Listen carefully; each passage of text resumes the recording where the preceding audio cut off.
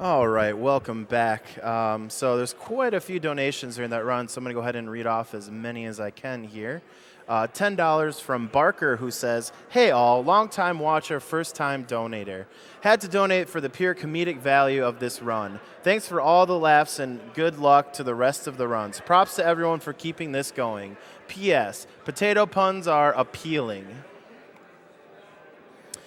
$175 from Koi. "Is that the Ribbed Killa, aka Ribbitson, on the ones and twos hosting during one of my favorite games of my favorite series? So proud that he finished ALTTP this year, but watching Andy play this game well is a great contrast. $150 towards whatever RK wants, and $25 for anybody on the couch that doesn't like Pepsi or Fireball." I believe everyone loves Pepsi and Fireball. $20 from Marks, who says, "Andy, his couch, and this run are easily the most entertaining thing I've watched thus far in the marathon. Just take my money. Love watching your streams, Andy." "Hey, announcer bro, tell Patty hurry up and come up with a pun and stop being such a couch potato. I am tatering on the edge of my seat during this entire run, even though it got off to a rough start. I donate more, but I'm a potato-y potato. Ah, get it. But put this to Patty's choice." Very nice. $300 from Matt's 9-1. "A little luck."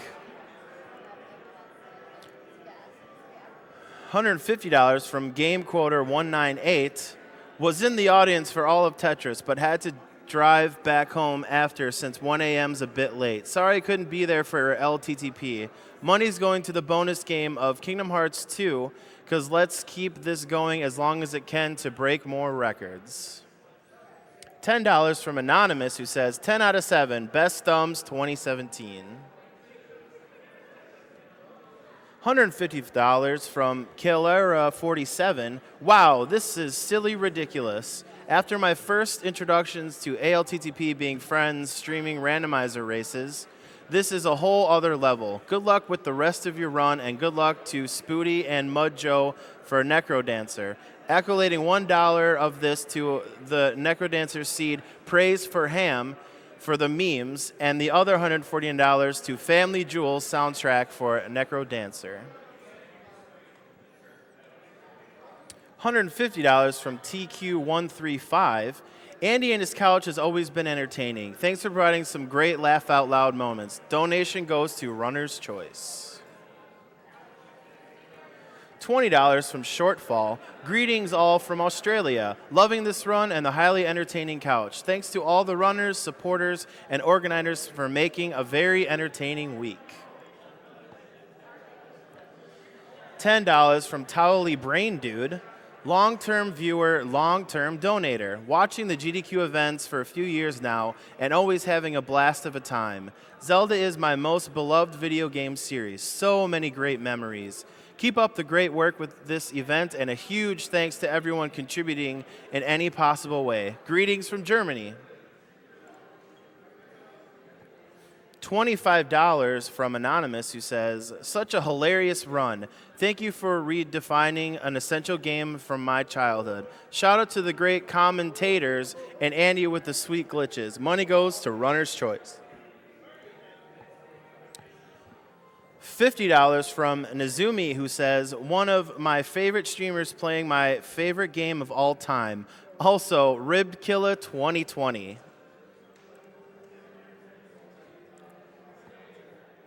$150 from Surreal129.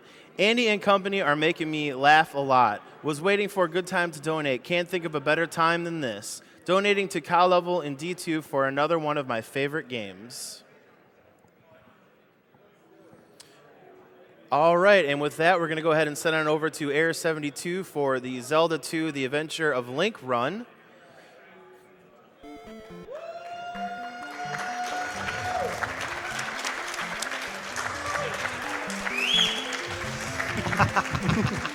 Nice. I'm here, if you haven't figured that out. On the couch, I've got Feasel and Presley Pulp and Scavenger. And this is Zelda 2 80% no scroll lock. So I'm going to reset the game real quick. We had a donation incentive for a file name. Sure did. And the winner was Lunk. That's capital L-U-N-K.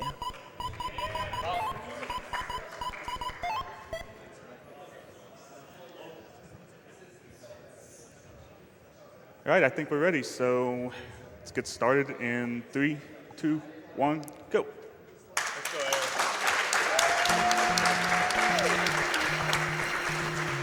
So this is Zelda 2, 80% no scroll lock.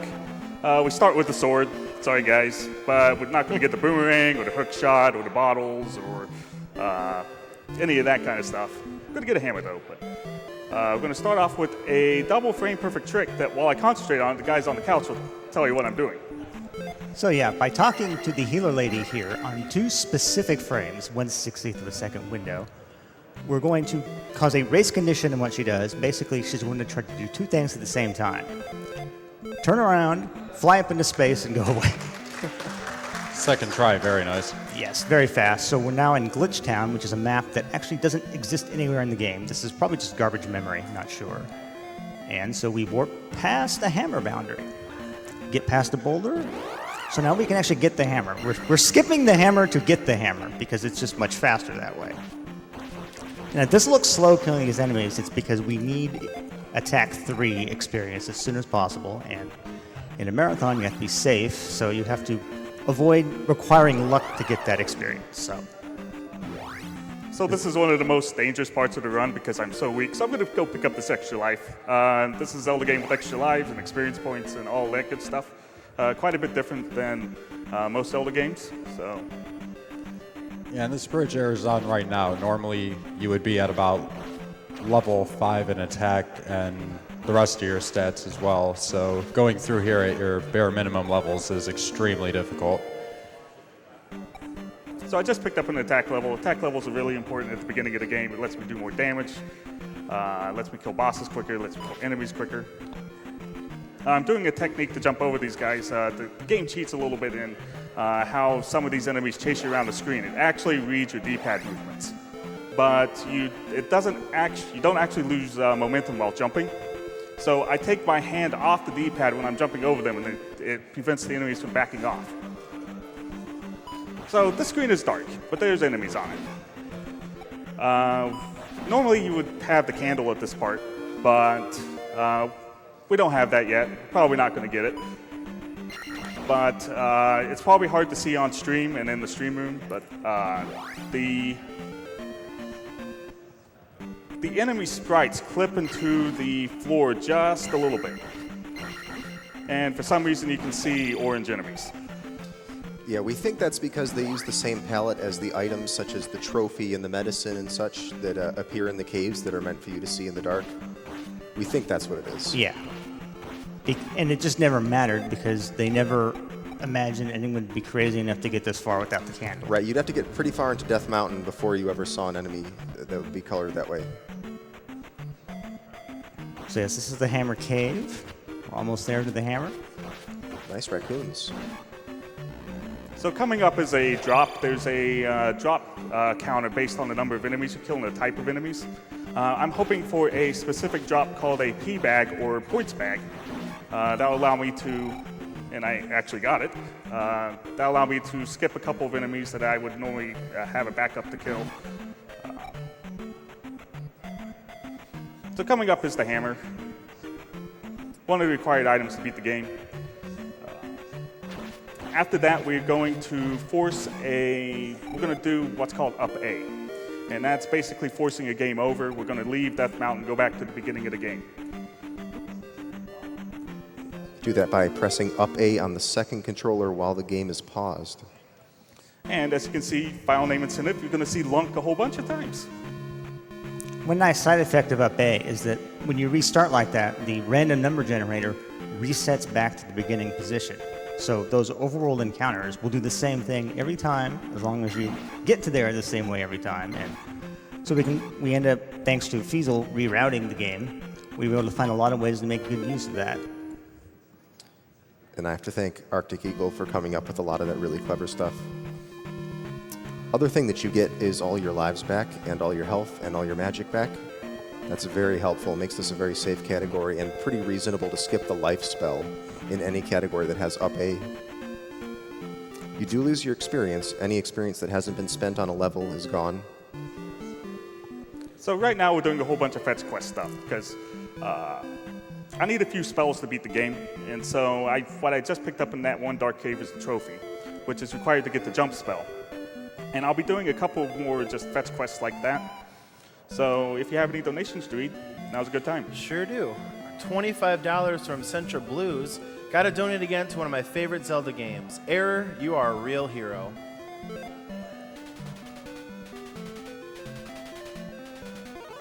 $25 from Anonymous, who says, good lunk.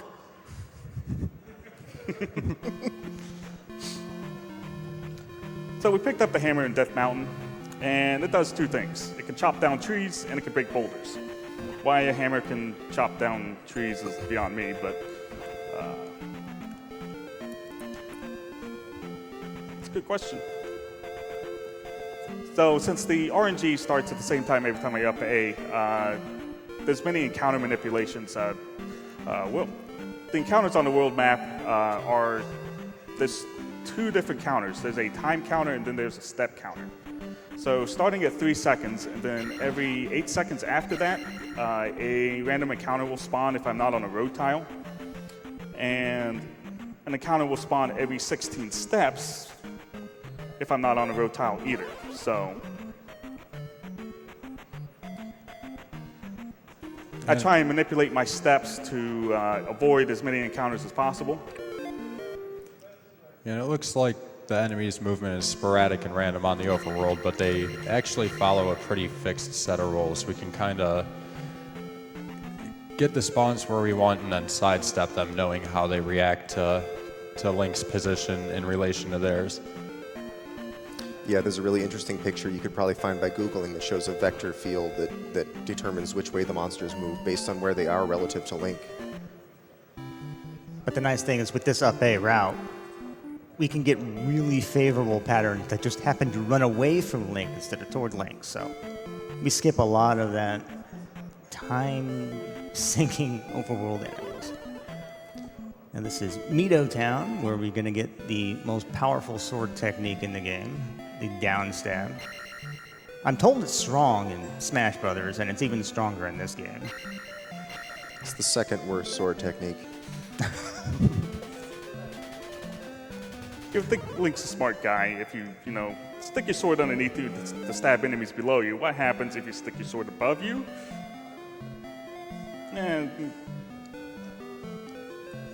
He needs a hint.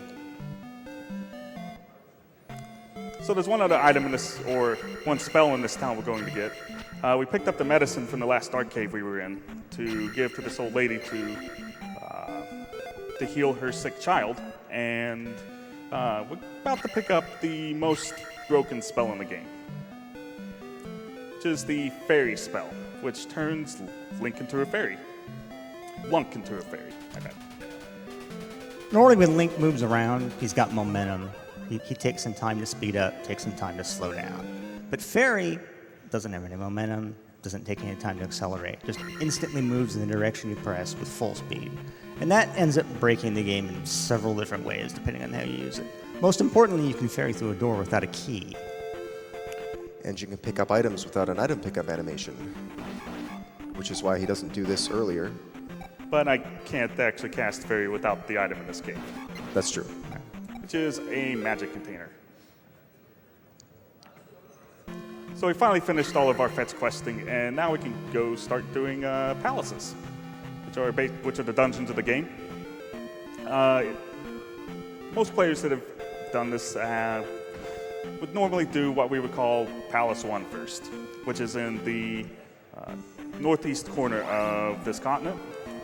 We're not going to do that. We're going to go do Palace 2 first, because we still need some experience from kills, and there's not a lot of enemies in Palace 1, but there's a ton of enemies in Palace 2. Help us get some more experience to increase our attack level, kill bosses faster. That double back he did on the road there, that was an intentional manipulation, preventing an entire spawn of overworld enemies by staying on the road just a little bit longer when that timer was going to hit. Yeah, he had to make a decision right before going into the palace. It didn't work out in his favor.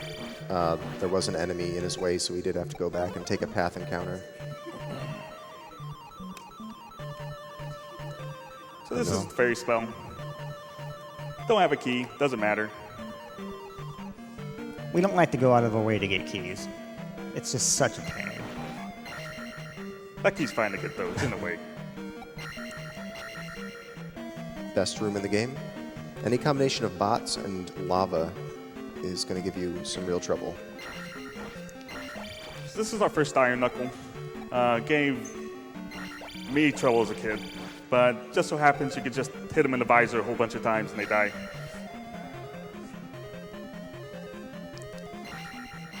That statue head has a guaranteed drop. Palaces 1, 2, and 5, all of those locations that can have a drop will always be a red jar, which completely refills my magic.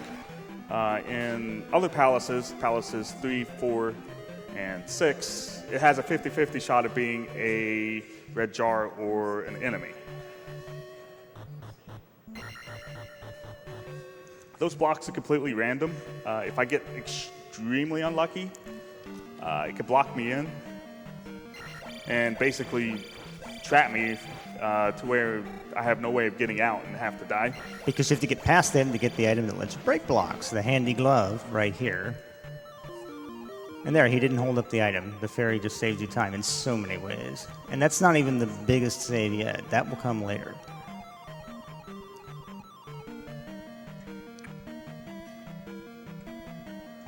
So we're coming up on another 6-count drop.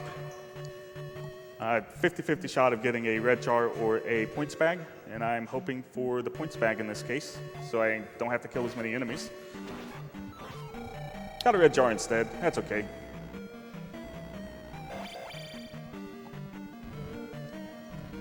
You may see me when going down elevators, you may see me slash the wall. It gives me a little bit of to push me towards the direction I want to go. I can't normally walk while going down an elevator, so I slash the wall to push me in the direction I want to go. This room is difficult and very just painful to have to fight those enemies, which can downstab you at any time. Yeah, this is what he would have skipped probably if he had gotten the P bag. Yeah, that's exactly why you want that lucky drop there. Making our way to the boss of Palace 2 here.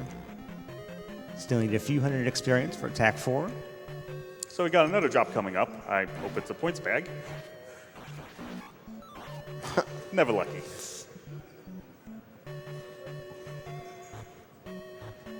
That's okay, we'll clear out the palace of basically every single enemy. That's fine. They brought it on themselves. They only had themselves to blame. Ouch. 1 HP strats. It wouldn't be a Zelda without beep strats. Skeleton wanted some.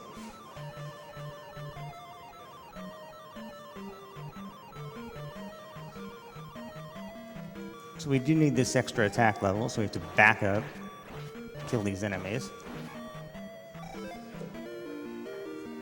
So most of these Iron Knuckles, if you get on top of them quickly, they don't have enough time to react. It takes a little bit for them to actually wake up.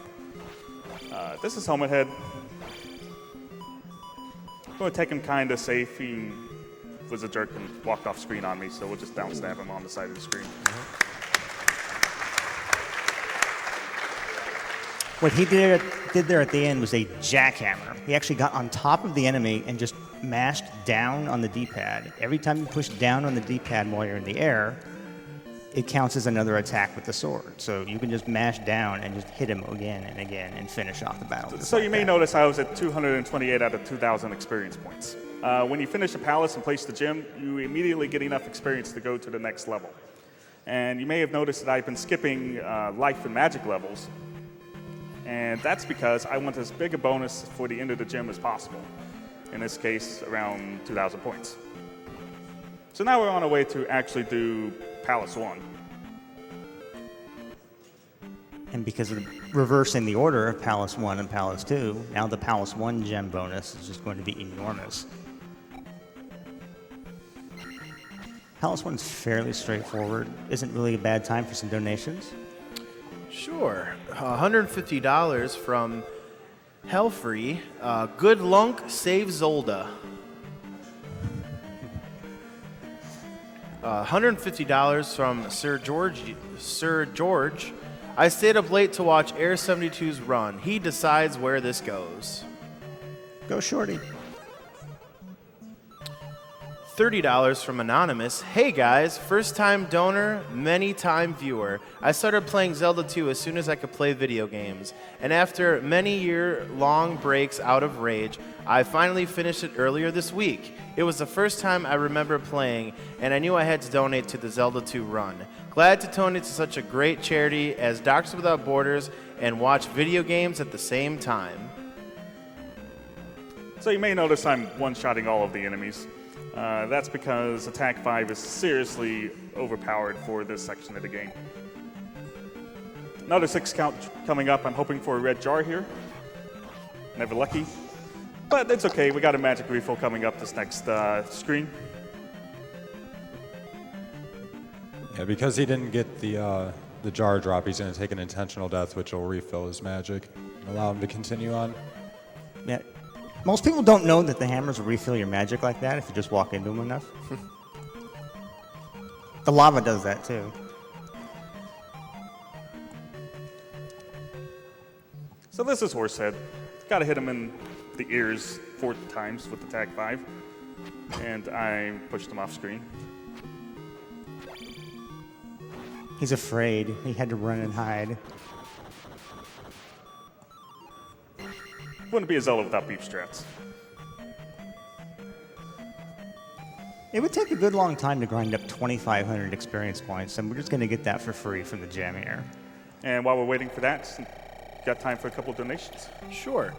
$1,000 from Matthew.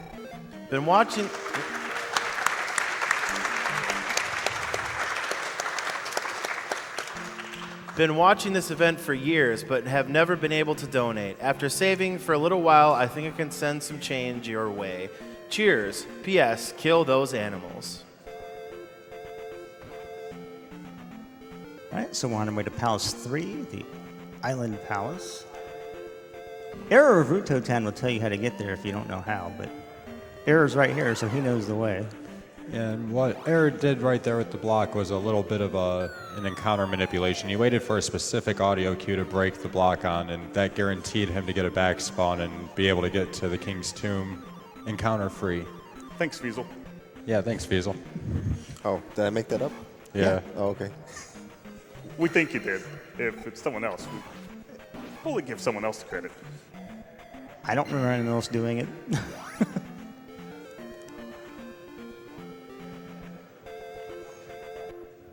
So now we're in Palace 3, the Island Palace. The first palace we get to see, and just demonstrated there that, you know, statues can be either 50-50 red jar or enemy.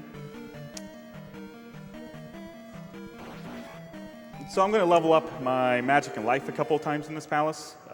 You may have noticed my magic was completely empty, and then I leveled up magic, and now I have full magic. So that's going to get used a couple of times during the run to refill my magic at key points. Jumping over the first of those orange guys there actually despawn one of the little spike guys, the Muse. Just one of those tiny manipulations that if you don't know it's there, you don't know how much easier you're making it on yourself.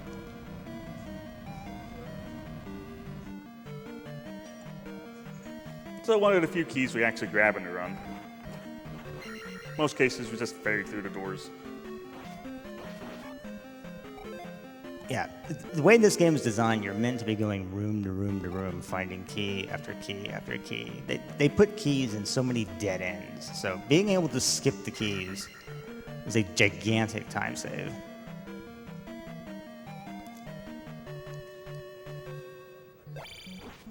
Oh. The skeletons are easily one of the most annoying enemies in the game. So I have to set a reminder for myself for the next room. Do not pick up the key. Do not pick up the key. If you have the key and you try to ferry through a door, it will use the key instead of letting you ferry through it, so that would be a waste. So then we have to go to one of those dead ends we were talking about. So we're at the item room here, and we meet our first blue iron knuckle, and now he's gone. That was the jackhammer technique again. There's no limit to how fast you can hit enemies if you just mash down. I mean, you can 30 times a second you can do it. And the reason for that is your normal stab attacks have a couple frames of animation, whereas the jackhammer is just one static frame that is pretty much playing whenever you're pressing down on the D-pad. So by mashing it, it's refreshing the hitbox every time you mash down. Wow. My corner glitched back up. That was crazy. This is Yeah. fine. Everything's fine. Totally intentional. Bots, they can jump at any time. They can change direction at any time. Most unpredictable enemies in the game by far. And the designers did a very good job of putting them in rooms with lava, a lot. It was just subtly very good game design in that. So the item we picked up was the raft. It allows us to reach Eastern Hyrule, and normally I try and find a magic pixel to fly over this enemy called the Doom Knocker, but I don't think I'd survive a hit if I missed it, so I'm just going to wait for him to get out of the way. Another 6 count coming up. This time I'm hoping for a points bag. Never lucky. I think we're up to 5 or 6 wrong drops so far. I got the most important one in Death Mountain, so I guess I'll be happy. The nice thing about that is you get a blue iron knuckle, which is basically equivalent to it because it doesn't increment your 6 count. Boss time. So this is Rebonak. He's a blue iron knuckle on a horse. And we're going to bounce on his head a bunch of times. And he gives, as advertised, 301 experience points. That's right. All the enemies that say they're worth 300 are actually worth 301. Because for some reason, when they brought this game out of Japan, they went and changed up a bunch of the experience values of the enemies. And when they changed that one from 200 to 300, they typoed it. So you got time for a couple of donations. Sure. $25 from Makeva. Awesome job, everyone. Way to go. Glad I caught the Zelda 2 run this year. $25 from Kitty Ray. Took the whole week off to watch the event with my girlfriend, and we've been having a great time doing nothing but watching and playing games. Shoutouts to Error for making me look bad, since Zelda 2 is the only Zelda game I never beat. Don't die to Thunderbird.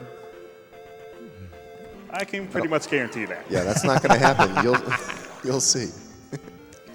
So I missed the audio cue there, but that's okay. Might end up with a couple of extra encounters here, but there shouldn't be any problem to get to make it to where I need to go. 2 clean dodges. So another dark cave. One of the few places Beam Sword is useful is we can use it to cover our heads just in case the Aikman, which are the dragon bats, decide to swoop down on my head. And as far as overworld encounters go, fairies are the most randomly moving encounters on the overworld. And normally, in a casual run, you'd want to see them, but in a speed run, you can't manipulate them at all. They're completely random. So, As it turns out, most enemies, if you're one tile above or below them, they will actually try to move left or right. So you can use that to your advantage and just like sometimes walk all the way across a continent with one right below you. But fairies, nope. They try to help you, and that hurts the speed run.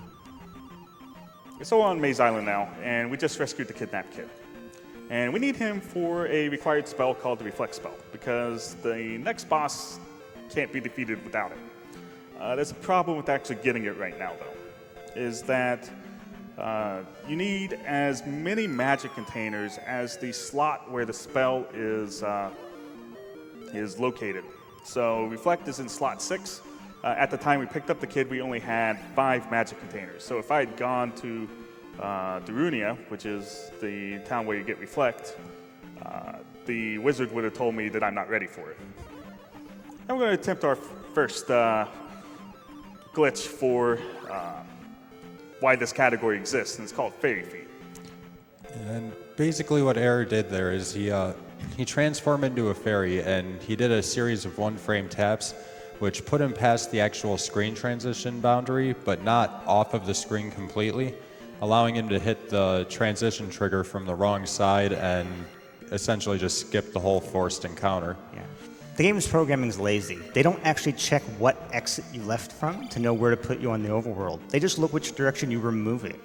So by going through the exit from in the wrong direction, they thought he exited on the other side of the screen. And it only works in the overworld. It doesn't work in palaces like this. Otherwise, I'd probably be using it a lot more often Oh, yeah. here. So while we're here, because we got the magic container, we might as well get the item here, which are the water walking boots. Yes, and these will save him time walking to the town to get the reflex spell and also walking back to the dungeon itself. This palace is very neatly split in half. The boots are on one side, the boss is on the other. So getting the boots and doing enough A saves a good amount of backtracking. So we got a little bit of a backtrack ahead of us, so if you have a couple of donations. Sure do. David Pittman donates $50, says, gotta donate during a great run of one of my favorite childhood games, Zelda 2 Best Zelda.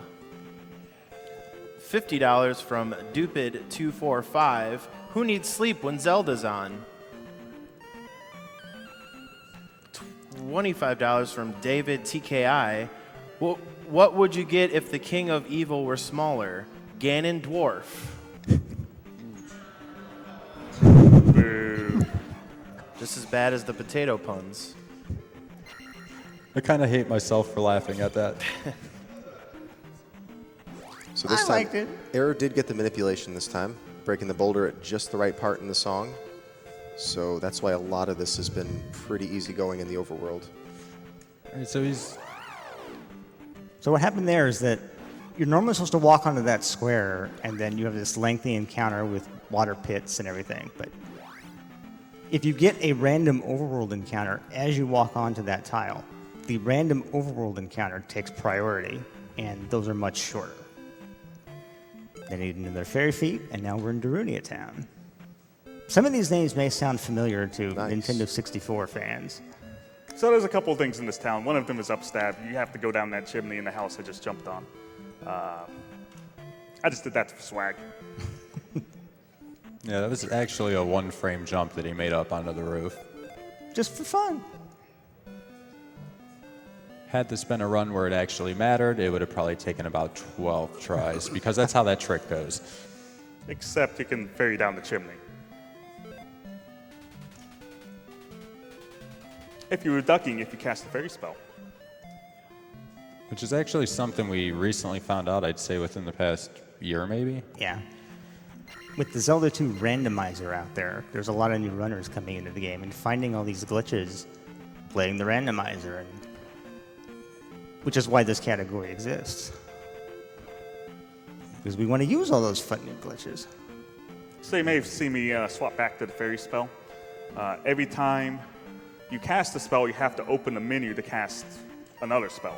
That keeps you from accidentally casting the same spell again. And just blowing all your magic for no benefit.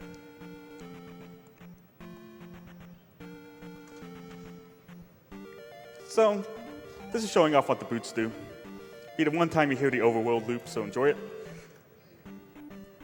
Pick up another one up here. We might need it later. And because we have a boots, we can take a shortcut to the palace instead of having to do the maze again. This is a really weird order for Palace 4. Most Zelda runs won't do this, but because no scroll lock skips some magic containers, the requirement to get reflect, Error has to do this in a very weird order. True, and having up A, the boots are so far out of the way because this dungeon is divided in half with the item on one side and the boss on the other, that in most of the categories it can pay off to just up A after getting the boots. Getting that key, you're supposed to have upstab, but if you cast jump and jump into the block, you can clip just enough into the block to be able to stab it with an ordinary side stab. Oh, I fell in the lava. But I needed it to refill Nice my hot magic. bath. Cleanses the soul.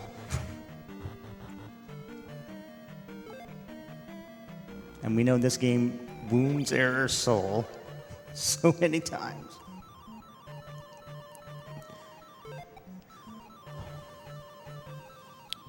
So as I said earlier, we needed the reflect spell to beat the boss. So we're about at the boss, and it requires intense concentration to do. So need to be a little bit quiet for the next room. Karok.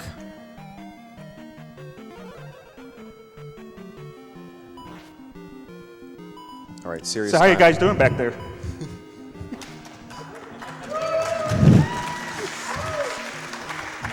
I am getting the worst pattern ever. Bad fights.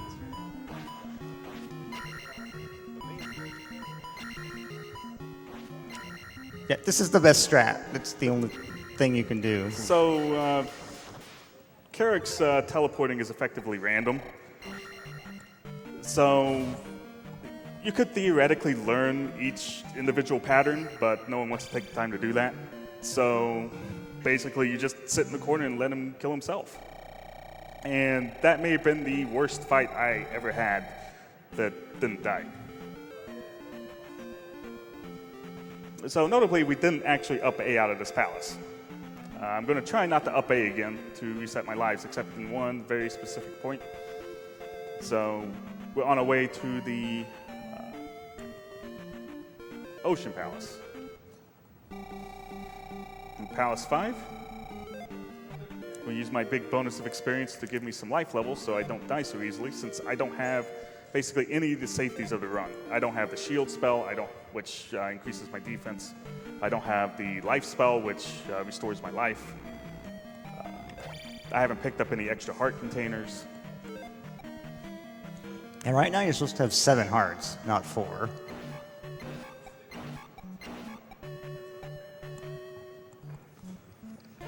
So my apologies to all of the Zelda 2 all keys runners. We're not doing the eco key. There's a damage boost strat for picking up that key without having to cast fairy, and it saves a whole bunch of time because keys are one of the items you actually can't pick up with the fairy spell. You have to hit them with your sword, and you can't use your sword as a fairy. So, But we don't need that key, so we don't have to take that risk.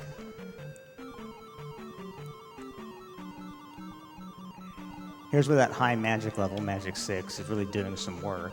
It reduces fairy spell to its lowest possible cost, so we can just use it freely. And just pick up red jars in the palaces where we know where they are. Like in the very next room. so this key is too far out of the way. We don't have time to pick that one up. We're lazy. We got a jump spell for it.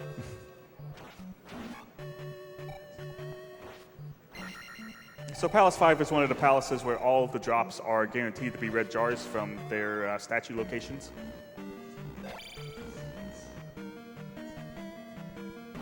The enemies in this palace are a bit random and very punishing if you get unlucky enough. So those orange disappearing and reappearing Magos, serious business. But they also give you a lot of experience and don't mess up your 6 count. That's about as out of the way as we ever want to go for a key. That was almost too far. It's too far, really. Seriously, there are dead ends all over the place that it would like double the length of the run to show all of them. And most of them have keys. All right, let's see if he gets the frame perfect trick. He got it! That wall clip there. Don't let my couch fool you. That wall's fake.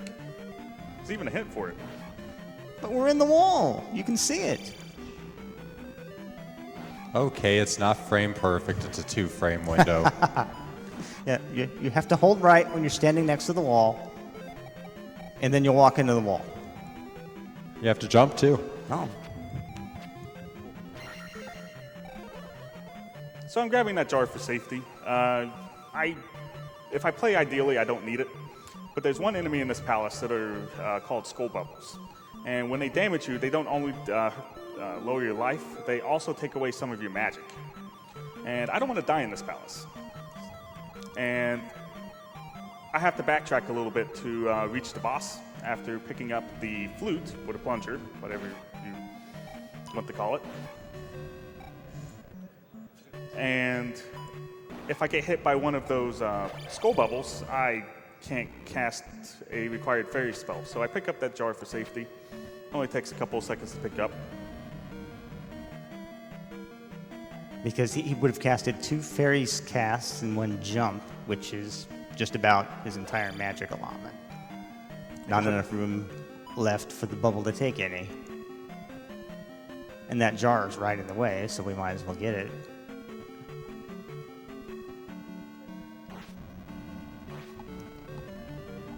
There is a route through this palace that lets you avoid this backtrack, kill the boss first, but Error doesn't want to up A, so it actually takes the same amount of time. It just, you backtrack in different ways, basically. So we're almost to the boss, and this is the most dangerous enemy in the game. Boss is called Guma, and he's got a big mace, and it hurts. And his head is covered, so I can bounce on his head, but I can't actually damage him from above. So I have a very tight window to actually hurt him.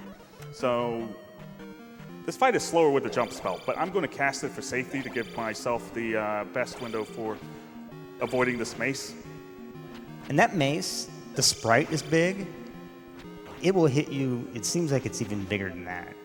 So nice clean fight.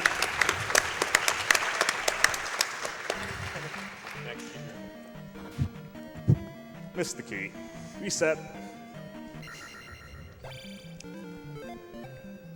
So I forgot to do this in Palace 4, but time still continues on while the fanfare of placing the gem happens, so I actually select the next spell I want to cast at that, while the gem is rising up and the fanfare is playing, to save maybe half a second or so.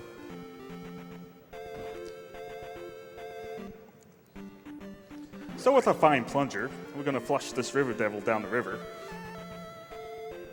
And he's gone. I'm going to try and get a counter skip, which Nice fence skip. cooperated. That's why he ducked into that cave, set up the timing for that. Yeah, he took that random encounter on a square where a forced encounter would normally be, and it allowed him to skip it. These fence encounters.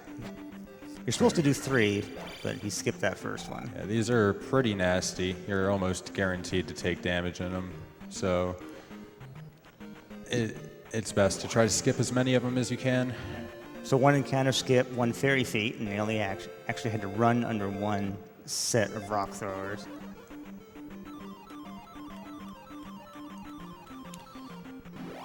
And so I don't think it's pretty common for routes to go this way. Normally you would go up to the hidden town next, but he doesn't need to go there because he doesn't need the magic jar or the spell or the any key. Yeah, playing casually, you would normally want to get all the spells, and to get all the spells, you have to get all the magic containers. But we're skipping 1 magic container, which means we actually now can't get the thunder spell.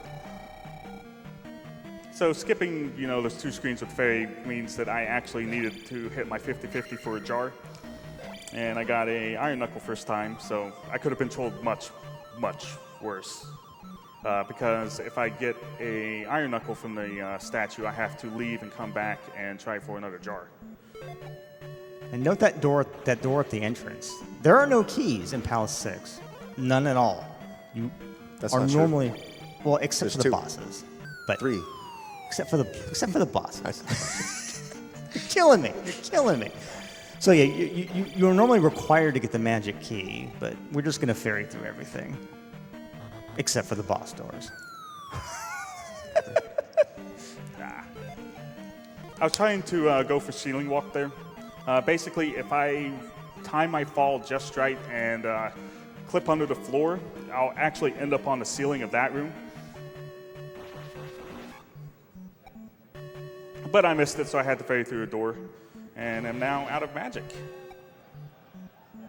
We know what that means. I've got to borrow magic now. Blue jars, they're the 6 count for the small enemies. They happen 7 out of 8 times. Restores 1 bar of magic. That's not quite enough for what we need. So we're going to take a little dip in the lava here and restore our magic. In this game, red potion gives you a magic refill.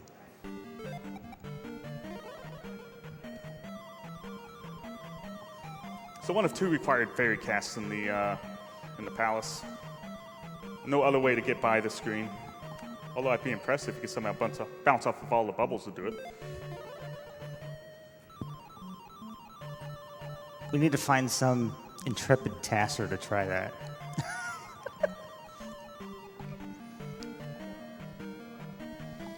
So this palace throws a little wrinkle and decides to give you a boss refight. And so we have Rebonak again. And I actually didn't move far enough to the right, so we're actually going to have to real fight him. And that's dangerous because if you push him too far off screen as you kill him, the key will not drop, and then you have to up A to get out. Yeah, the reason why there's keys, even though there aren't any doors after this and keys aren't needed anymore once you have the any key, is that there's really no way to unlock the screen. That's the way they built it. When you fight a boss or a mini-boss, the screen stops, you hit the key, and then the screen starts moving again. So they give you keys unnecessarily. Same thing at Thunderbird. So normally I wouldn't come over here on this screen, but there's an extra life over here. And the next section of the game is super dangerous. So I'm going to grab this for safety. You'll see why in about 2 or 3 minutes. Link finding dolls of himself scattered throughout Hyrule, where he happens to be going. Is someone sending him a message? All right, once he enters the screen, he's going to continue moving. He can't stop moving because otherwise he won't know where Barba is going to spawn.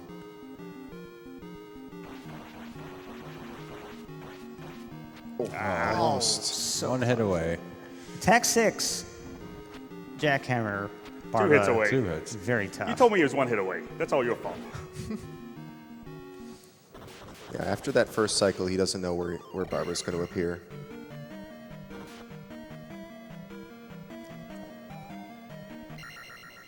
And that's the last of the 6 gems needed to be placed to unlock the Great Palace, guarding the Triforce of Courage.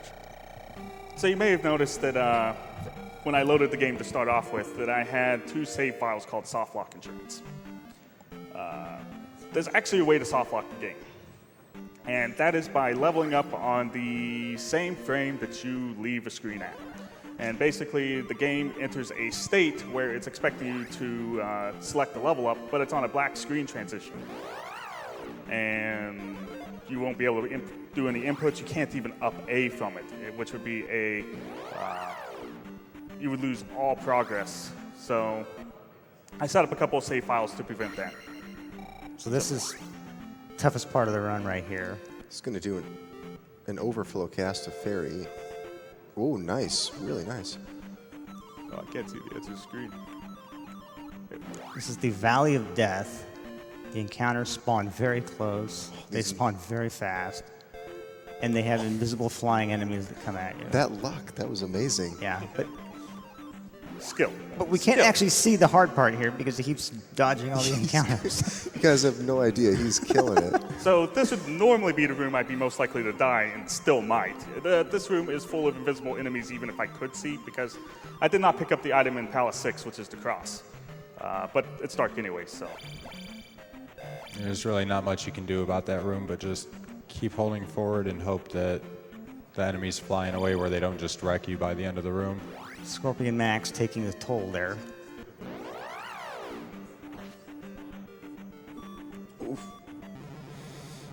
I got sniped by an enemy there, and I couldn't cast Fairy to save myself. But that's okay, we got extra lives. And fortunately, once you get into the Great Palace, you can up A, and you'll start from the Great Palace. That's the only place in the game where you don't start back at the normal starting location. Yes, and the reason for that is this game was originally released in Japan for the Famicom Disk System, which used floppy disks to store the game, and all of the game is on side A, side B, while the Great Palace and the file select screen are on side A. So when you enter the Great Palace, it has you flip the disk over, and they probably had an up A or a game over restart you at the entrance of the palace, so you didn't have to constantly keep flipping sides every time you game over. So this is a Great Palace. Every single one of these enemies is super hard, and they all have nicknames. Like that one guy I just passed, what we call a spicy chicken. And the reason why they all have nicknames is the proper Japanese name could potentially be not PG. Yeah, definitely can't say it on screen. It just sounds like something very different in English. So by all means, you can look it up if you want, but I don't want to be banned from the event, so.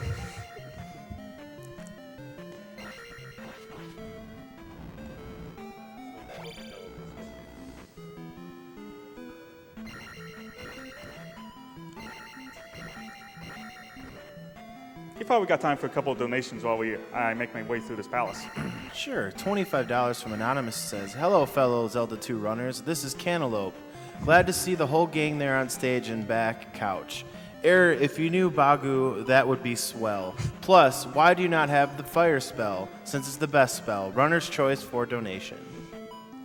Well, we did leave the red candle in Palace 1 for you, Cantaloupe. That was me. That's a little in-joke between the Zelda 2 runners. So I'm casting the fairy spell. Actually getting by these spicy chickens on stairs is more difficult than you would think. They have the high ground. Don't try it. Easy to take a lot of damage there, so I spend some of my magic to skip by them. And he's not going back for the red jar. There's a 50-50 shot at a red jar in that statue. So this might be the second most dangerous room in the game. Ooh, that was a nasty beam pattern. Go away. This is fine. Everything's fine. He's only going to be chasing me through here because I actually gave him a block to actually jump up here. The jukes! That is not the way you want to do that room. I'm actually pretty lucky I lived through it. That definitely looked way better than it would have if you would have gotten it the right way, though. Yeah. It was better for us. That knight's name is Scott Bicula. He made a quantum leap at Error's face.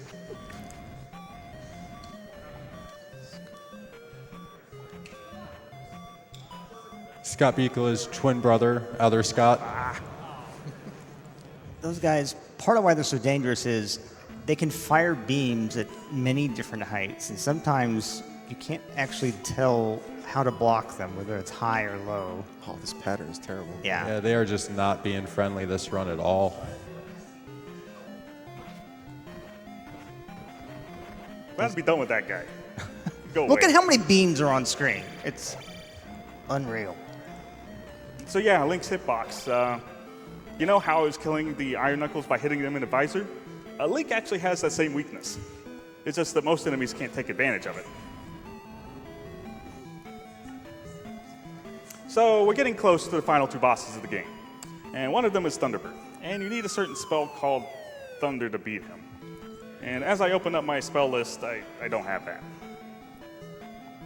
Also say hi to the cross-eyed big bot. So I'm going to have to find an alternate route by him. So, fairy spell is broken. And if you fairy in the HUD, it wraps around and you actually fall. And we just skip Thunderbird. And we're on the Dark Link.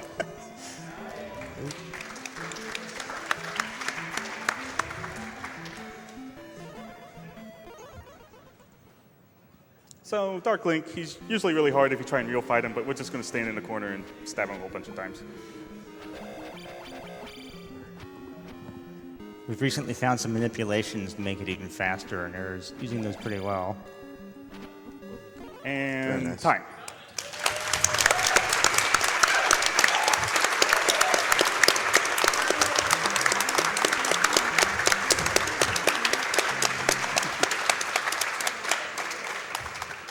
That's a good time. What was my time?